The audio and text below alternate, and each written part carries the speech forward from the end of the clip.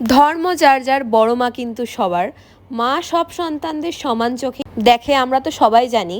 আর মা যদি না চায় না, আমরা কখনোই মায়ের কাছে গিয়ে পুজো দিতে পারবো না, এটা তো আমি খুব বিশ্বাস করি। তো অনেক দিন আগে থেকেই প্ল্যানিং হয়েছিল যে বড় মায়ের কাছে যাব। তো ফাইনালি আমি, অঙ্কিতা, শ্রেয়া গেছিলাম। আর গিয়ে দেখছিলাম সামনেই যেহেতু কালী পুজো, সব একেবারে প্রিপারেশন হয়ে গেছে। আর এইখানে যার যার মনস্কামনা পূরণ হয় তারা এরকমভাবেই পুজো দেয়, আমি দেখেছি অনেকে।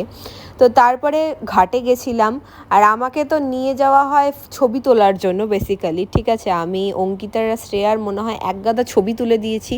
তাও আমাকে এরা টাকা পয়সা দেয় না, এত সুন্দর সুন্দর ছবি তুলে দিয়েছি। তারপরে একটা মিষ্টি দিদার ছবি তুলে দিয়েছিলাম, সে বলেছিল যে আমাকে একটা ছবি তুলে দিতে। তারপরে ফাইনালি আমরা লাইনে দাঁড়িয়ে মায়ের রূপ দর্শন করতে পেরেছি আর মাকে মন ভরে পুজো দিয়ে বাড়ি চলে এসেছি। আজকের ব্লগটা এইটুকুনি।